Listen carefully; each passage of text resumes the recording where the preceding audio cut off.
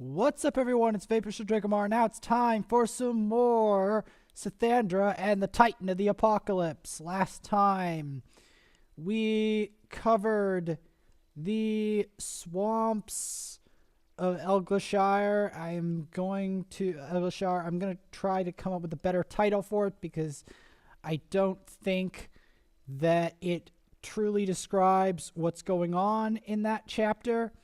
In this episode, we will be covering the Demon Pirate Coast. After creating the robes from the dragon hide, she walked with Gormire to the coastline. Her new robes covering her heavily scarred but still curvy body, her snake-like face, once smooth, now sliced into a dragon hide-like roughness, so you can kind of visualize what has stayed the same about her and what has changed. She walked to the coast, which was surprisingly close to the beach, where she saw a vast, white, crystalline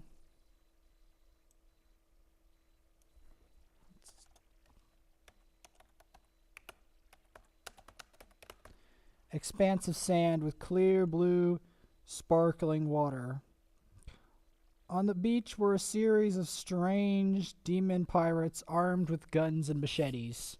Sithandra approached one of them, turned around, machete raised, and said, "What outsider reaches these shores?" I'm also editing this as I'm going along. So I'm going to be talking about for a bit, how details in storylines are often really difficult to nail, because let's say you have a specific concept, like the way Sithandra looks. How can I tell you that Sithandra has some of the same features, but how can I say that she's battered, but she's still in a state that might be alluring to some, and still deceive some people? And how can I describe the beach that they're on? Because I wanted to make it look like an actual pirate coastline. So that's why I made it with this clear blue water and sand, crystalline sand, so that you would get the idea that this might be a pirate coastline. Sithandra approached one of them. Okay. No one gets past the gator horde before these coastlines, except those who live here. Sithandra said, "Well, if you would believe it, I defeated those gators. I'm from a far-off race called Scythans." "What?" said the pirate slowly. A Scythan has never been seen here, except the pirate captain, James Calazar. He's a Scythan who's faced some of the most evil warriors we've seen. That explains it. He slowly lowered his machete. Only a Scythan and a few other kinds of creatures have the ability to cross those swamps, because there's more in those swamps than just gators. If you're anything other than Scythans or demons, a whole horde of creatures will smell you or take offense if you step on them and will come after you. First, you will need to prove you're a Scythan, though, fighting and feats of stealing only. Then I will believe you are of the race worse than demons. If you manage to prove that you can join the legion of pirates on the island. If you do well enough, you will get to see the sinister Kraken and the pirate captain." "Is there any shortcut to seeing the captain?" asked Sithandra. "No, there is no shortcut to seeing him," said the demon. "My name, by the way, is First Mate Ithakar Cabot. I will be your guide on the path to being a pirate of the Two-Faced Coast." "Why is this place called the Two-Faced Coast?" asked Sithandra wonderingly, looking out at the crystalline white sand and crystal clear water. "It's called that because that sand and water only stays that way sometimes. The other times the sand and water turns dark, as do all the creatures. If you stick around during those times and can deal with the events, then the rewards you can get are incredible. You can get treasures that are found nowhere else and become the greatest of warriors, but only if you know how to use the darkness. So half the time we have crystal white shores with pirates, and half the time the shores become black as night with a horde of the most sinister creatures that exist. That is just some of the story of this coastline. It is a special place for all the pirates here.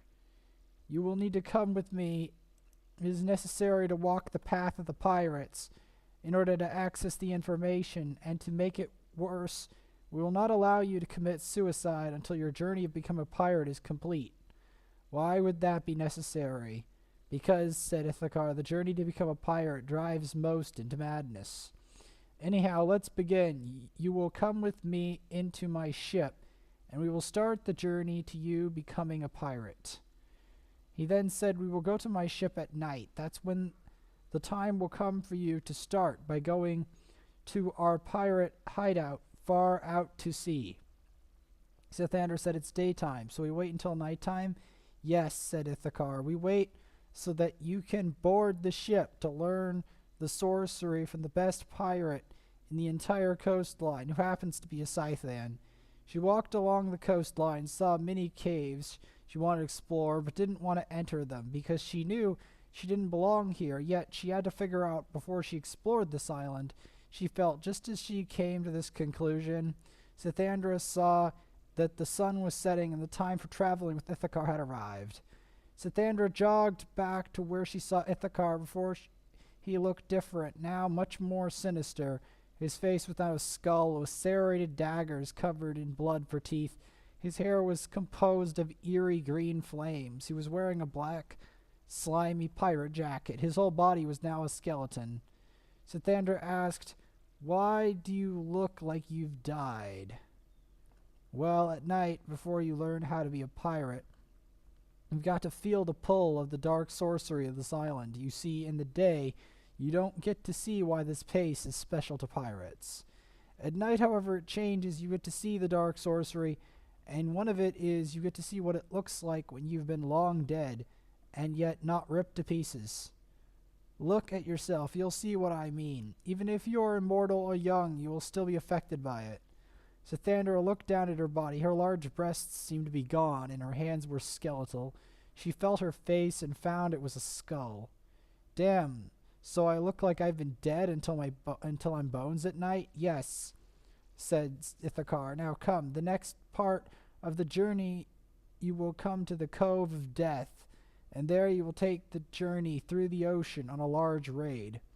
He walked along the coastline. Eerie blue mist was drifting along the coastline as the blood-red moon shone brightly in the sky, the only source of light, as skeletal demons fished in the sea. Some of them caught fish with enormous razor-sharp fangs, then bludgeoned them and stacked them in piles by their side. These fishing demons are peaceful night pirates. They are positive but do steal things, just with great stealth, so you cannot tell they have robbed you of all your goods, said Ithakar.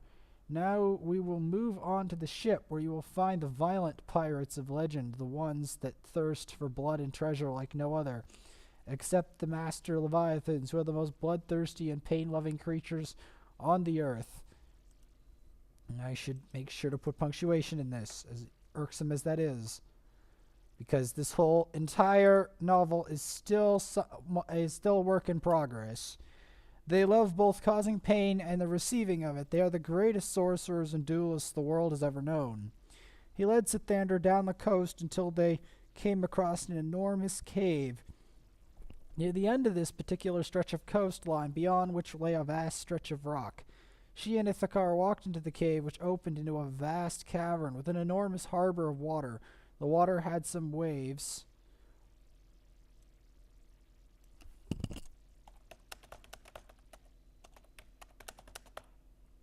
He grabbed a chain by a dock and pulled up a ship. Sithandra stepped into the ship with him. Then Ithakar said, take an oar. We're going to row the boat out to the ocean, where we will explore the islands. Before we go there, I need to warn you to think about everything you do, because many who have not considered their decisions have died, been trapped or tortured with little chance of escape. So choose your decisions wisely or suffer. Now that we've got that straight, let's begin. Also, this night does not end until one of the pirates decides to end it, and it may have to be you, because most pirates favor the dark. Now let's sail. Take an oar. Sithandra placed her scythe on her back, then took an oar. Ithakar took an oar, and they rowed the deep blue rowboat out into the vast black ocean. Yet it didn't seem like an ocean. The waves in the cavern disappeared suddenly. The water became mirror smooth.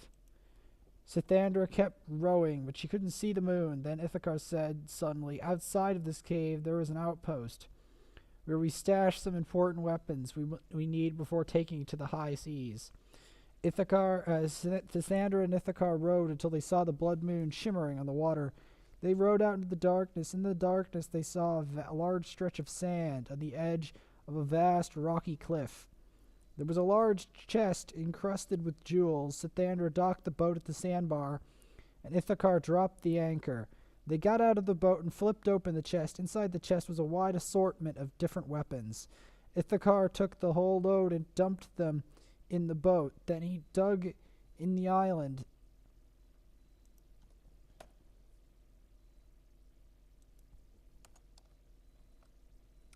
There was a plainer chest made of metal. Plain chest made of metal. He put the chest in the boat, then told Sithandra to get back in the boat. Then he went to the boat and put the huge pile of weapons into the chest.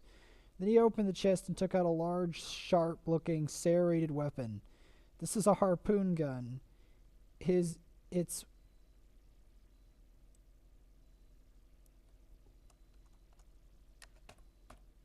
is one of the important weapons to start the most important weapons to start out with the high seas. Start out with on the high seas. You can enchant this weapon to fire rapidly at enemies. I'm trying to make sure this stuff is edited properly. There are a bunch of other weapons in the chest, but we will start with that one. Your scythe and a shotgun if you have it. Now onto the high seas. Ithakar lifted the massive anchor. They both took an oar and rowed the boat out into the ocean. As they did so, the waves started to get larger. The wind began to gust ferociously. The water grew in height to over 20 feet. The time has come for the battle to begin. Sithandra heard screaming. Enormous fish with wings and razor-sharp teeth started to leap out of the water. "Arm yourself with the harpoon. They are coming," he yelled. The fish started to leap at their faces, savaging their faces.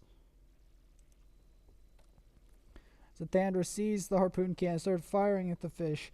The pain and the blood, despite her being a skeleton, obscuring her vision, trying her hardest to kill off the fish without harming Ithakar, which proved to be very difficult after killing off several of the fish.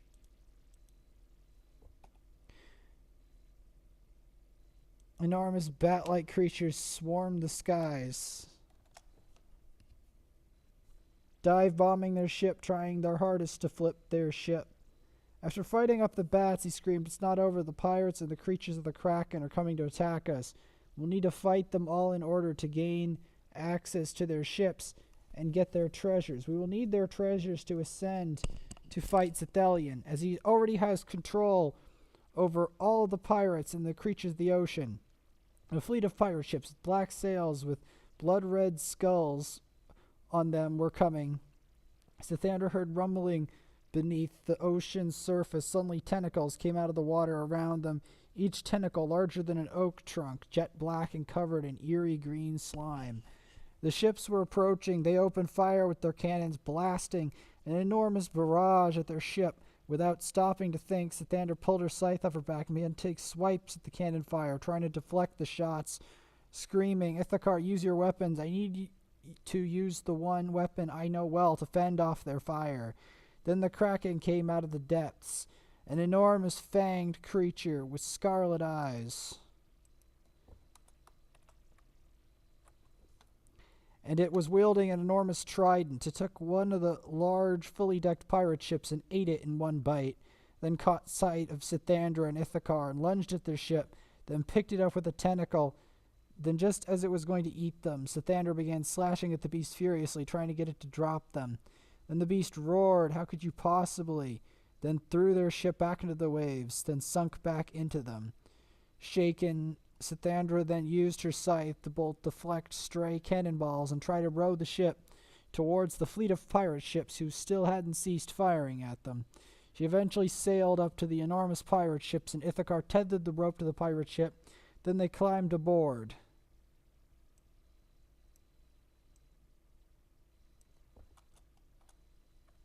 The ship. Sithandra, exhausted from her sea journey, they climbed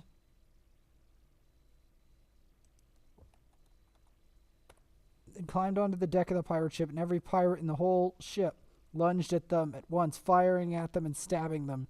Sithandra fought them off with her scythe until every one of them was on the ground, panting. "How can you fight like that?" said one of them finally. Sithandra replied, "I don't think you realize who I am." She paused.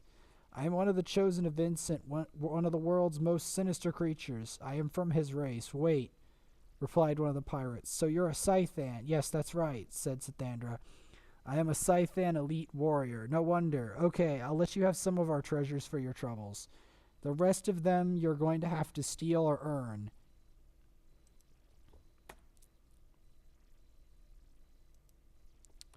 So you see, I'm trying to set up the whole pirate system, as well as some of the introduction to the Krakens and the pirates that you will be seeing more later on into the story in greater depth. Here, I'll show you some of the treasure chests. Then eventually you might be able to see the commander of all the pirate captains. He is also a Scythan. Come below deck. We will give you info and training to start you on your path to becoming an elite pirate. The only way to become the pirate commander is to defeat the current commander, Captain Calazar. He's known as the Shadow Kraken. Those who face him face one of the most evil sorcerers, aside from a sorcerer known to us as the Death Master. "Zithelian," said Sithandra. "How dare you," said one of the pirates. "How dare you use his actual name? You will never call him that again, or we will all try to kill you."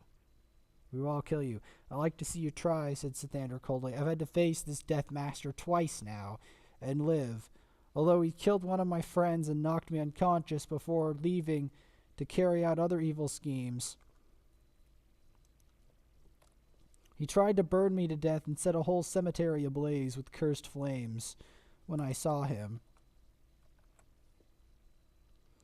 I still can't believe I survived him, though, because he definitely qualified as the most sinister thing I've ever faced, and I flirt with death often. So now that we've gotten that straight, give me the info about fighting the Death Master. I need all I can get. I don't think I'll survive another encounter with him without more info." "Very well, then," he said. "I'll introduce myself. I am Captain Masseroth. I command this ship. I will show you the scrolls that will give you a great deal of information that you seek. See us for scrolls have more value than gold." Yes, we still do have gold. But gold is so common on the high seas, especially on certain islands, and because some of the elite pirates have managed to transform certain elements into gold using certain complex enchantments. The scrolls, on the other hand, are incredibly valuable. They contain information on spells that have a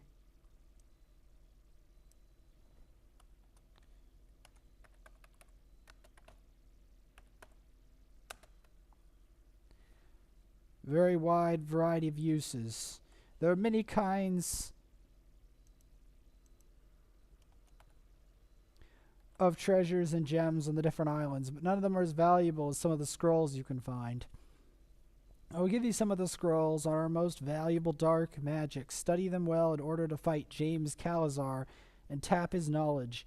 You must know the secret sorcery of the Scythan race. This magic is the only magic besides that of the enchantments of his own race that Zithelian is afraid of. You must take advantage of his own fears if you want to become the ultimate sorceress in the world. That is the only way to take on Zithelian. If you aim for anything less, he will sense weakness and destroy you in a very humiliating way. He loves humiliating others. He will spend untold amounts of time and effort to achieve the maximum humiliation and pain. He values it even above killing. Now here are the scrolls as promised. He heaved several ancient-looking metal chests encrusted with diamonds, rubies, sapphires, emeralds, and gold.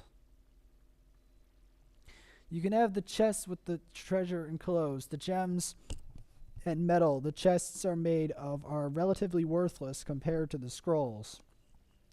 The scrolls are worth more than any human treasure or substance that humans deal in. Use them well.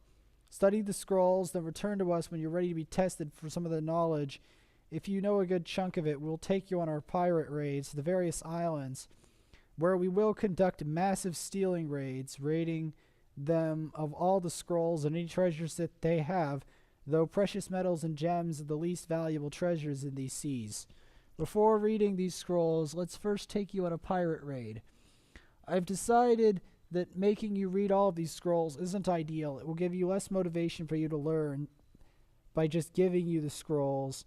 I need you to take you on the raid so you can experience what it's like to be a pirate, what the scrolls are used for, so you can be inspired to read them and become a master pirate. The time for the high seas has come, said Masseroth. Come up to the deck. It's time for you to sail this ship. We will teach you. Gotta make sure I put my capitalization and stuff in here while I'm to try to keep it, try to maintain its quality as well as try to add more into it.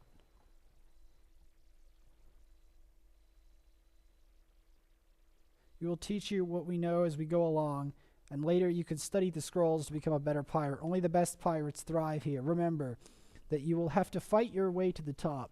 There are no shortcuts. Now it's time for you to take the wheel of the ship and act as the captain.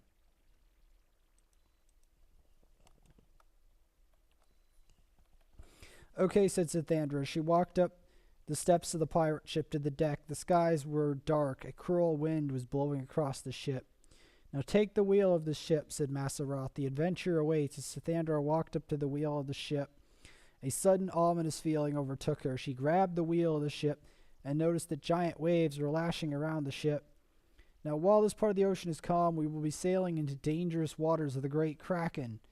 So, for now, do what I say until you feel your judgment of the situation is consistently right.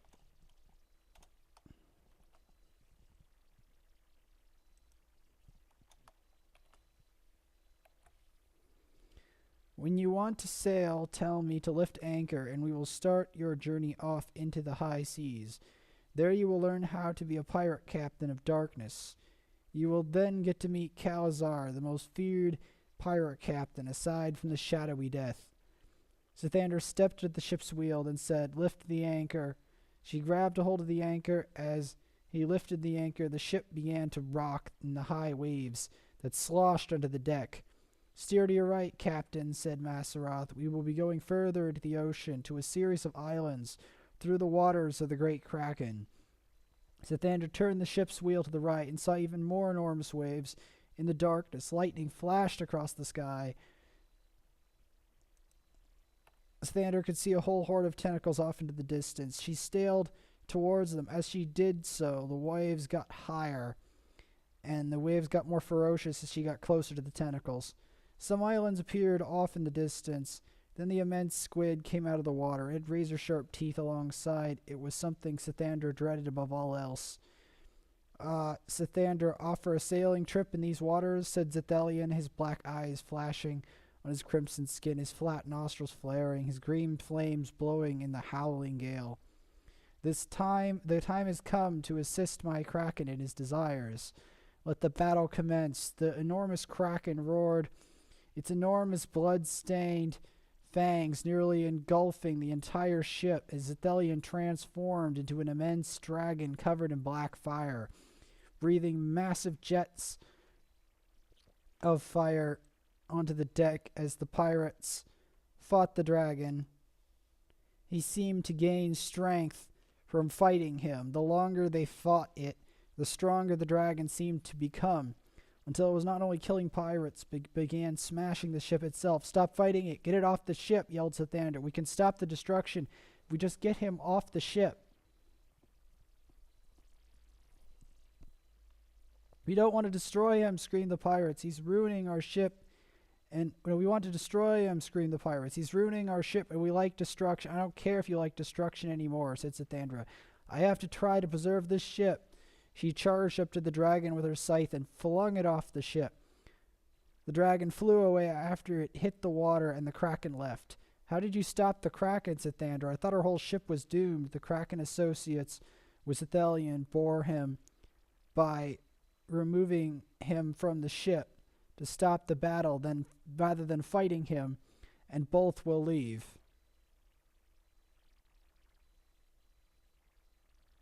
You see, both Sithelian and this kraken have a weakness.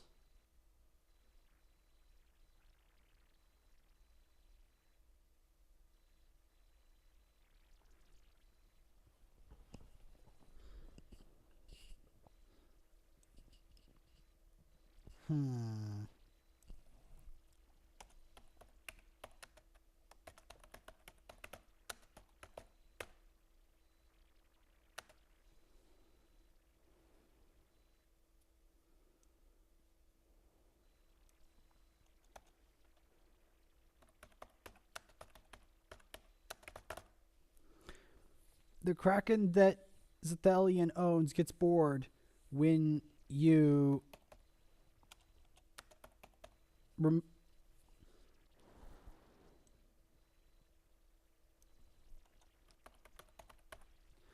you remove him from the ship to stop the battle rather than fighting him, and both will leave.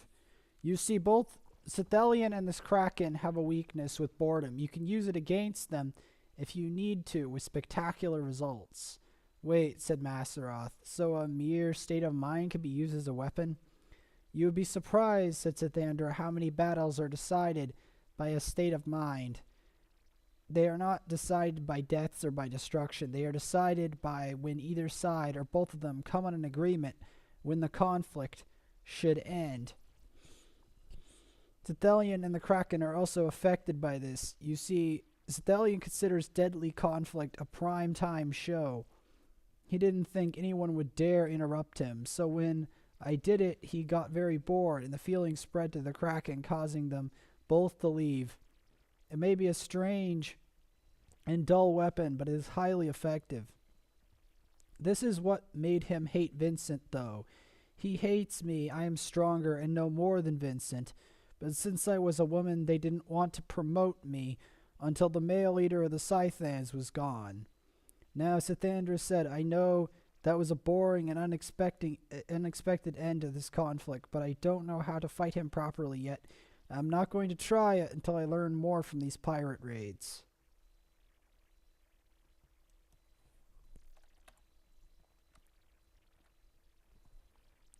I didn't want Sithelian to destroy these ships and all the pirates on it. I know he would be able to easily do it at the moment, and I would not know how to stop him, so I decided to attack him for now by puncturing his inflated ego instead of attacking him to buy me time to learn. Now I will sail off to some of these islands. She strode up to the ship's wheel. Half of the deck was still destroyed and strewn with the dead remains of pirates. She sailed the ship off into the distance to find islands where it was rumored that the scrolls and other forms of treasures were. She kept sailing through the storm. Enormous waves crashed into the deck. The ship felt in danger of sinking. The entire time she kept sailing through the waves until the ocean calmed down, but it was still dark. The waves became smaller and it stopped raining. She found a whole assortment of shipwrecks on an assortment of various sized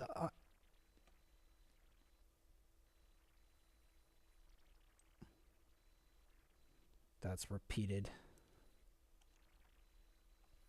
She found a whole assortment of shipwrecks on various sized islands. Sithandra was sailing towards the largest of them, with the largest shipwreck.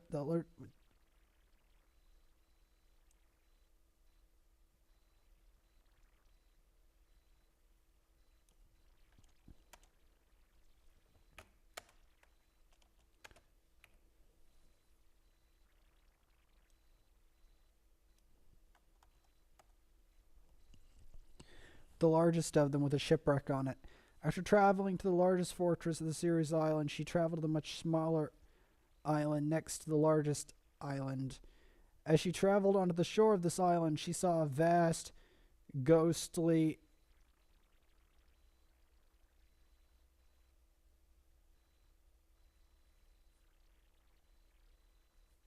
Hmm.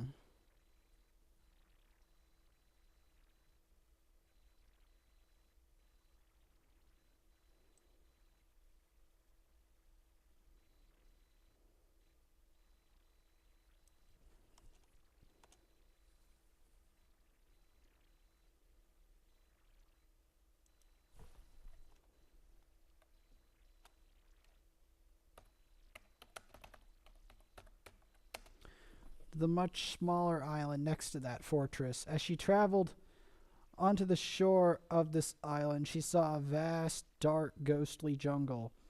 All the plants were black. There were several very large wooden stores. The one in front of her was a tavern called the Emperor's Scythe.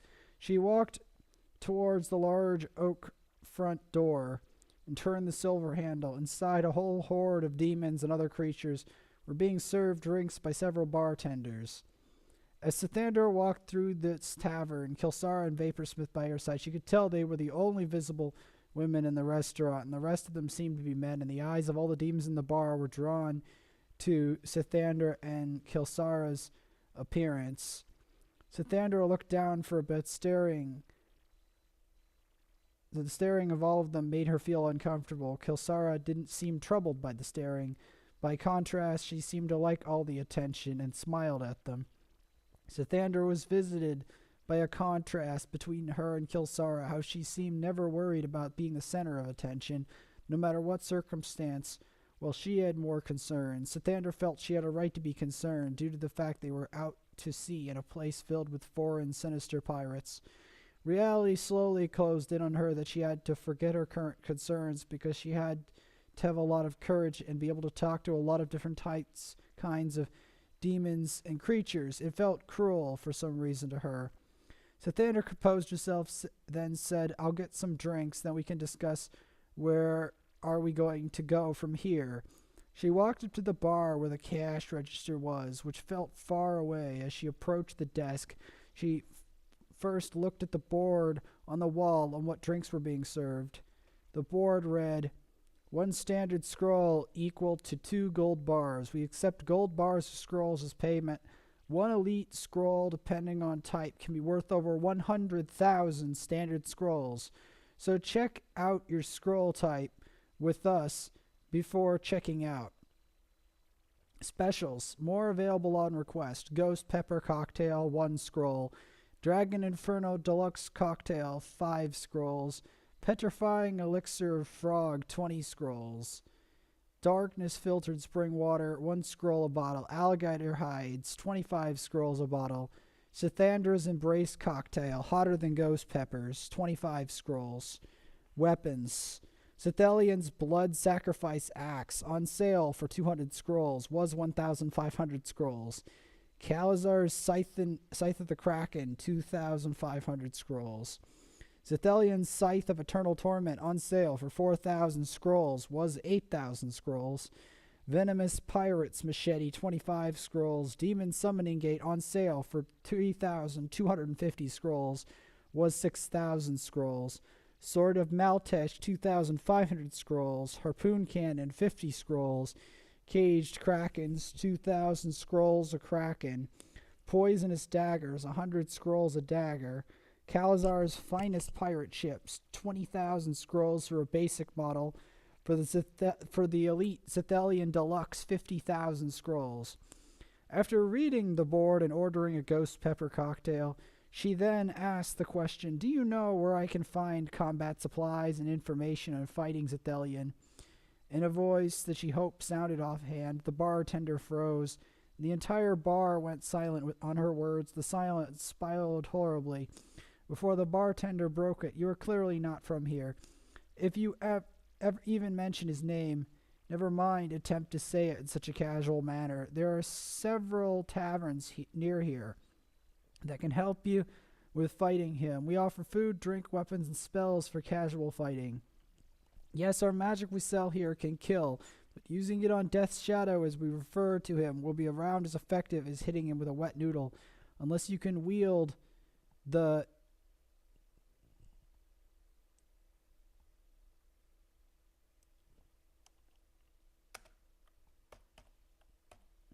his scythe of eternal torment correctly and coordinate it with your own caged kraken.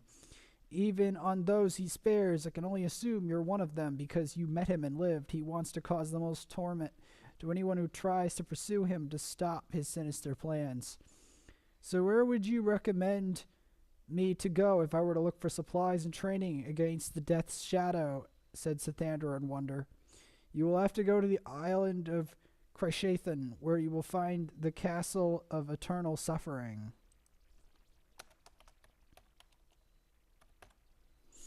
Only there will you find the answer.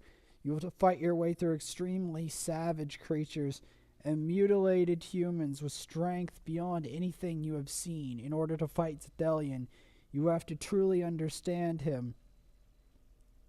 At his core, you must understand what you hate the most. Only then will you have what it truly takes to face the Grand Terror. Sithandra looked at the bartender directly in the eyes and said, "Where is this island? First, you will need to earn scrolls on that island. You will need to find James Calazar. He's one of the few who knows the magic required to fight the Titan of the Apocalypse. The island of Krishathan, a frozen, enchanted realm filled with evil. You must learn to cooperate with the evil in order to survive. Cooperating with the evil is important at first until you understand it better, because otherwise this evil will continuously destroy you without any remorse. Here's a man that will lead you to the island of Krishathan." Here's a map that will lead you to the island of Krishathan. He handed her a blood-spotted map and gave her a bloody machete. "Here's a basic weapon you can use in case of an emergency. Store it somewhere safe. Now go to the place marked the far north of the map. You'll reach an island where James Calazar currently is. Then you need to talk to him."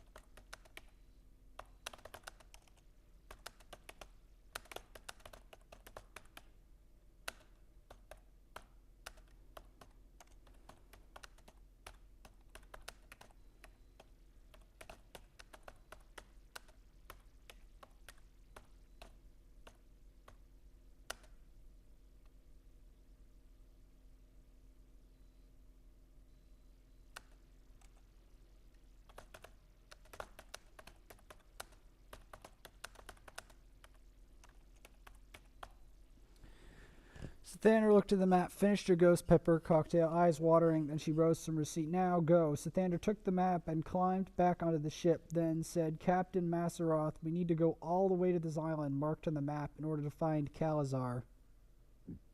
"Okay, but you'll be driving. It's a small price to pay.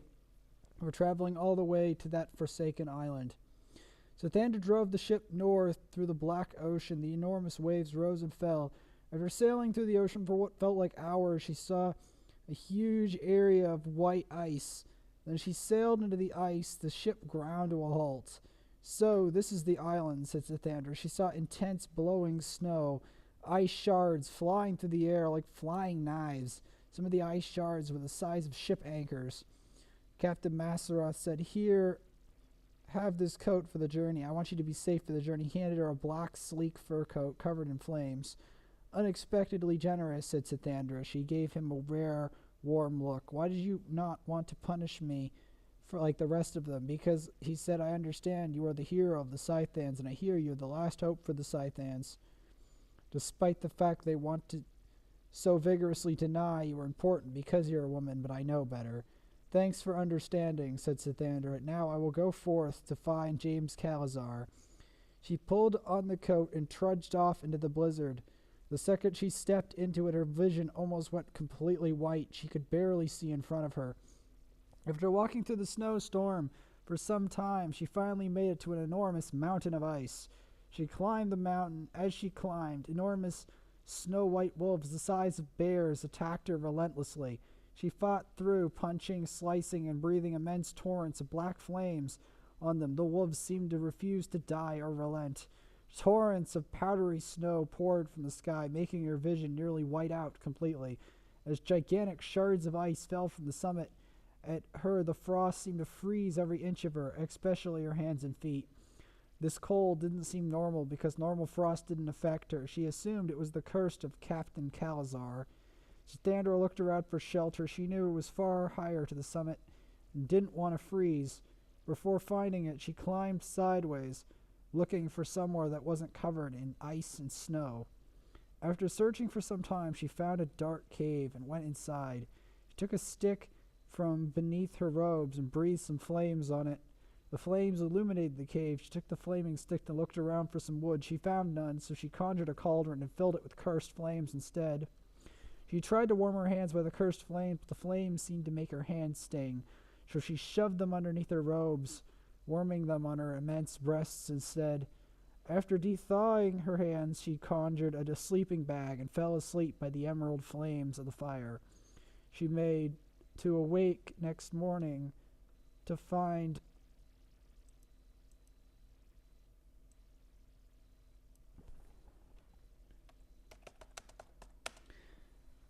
the pirate captain mentioned by Masaroth, Gormyra, and Ithakar as the Scythian who survived and knew how to fight Zethalion of the Master Leviathans. So this is going to be Chapter 4. I do talk about a bit of Sithandra's appearance changing from that specific place, the items that they sell, and some more of the characters. And the next chapter is going to be Chapter 5. Sithandra meets the pirate captain of the Scythans, where she meets James Calazar, and I'll also be adding in more content. If you want to see more of this and more editing, you can comment, and I will see you later. Yes, I work very hard on this stuff.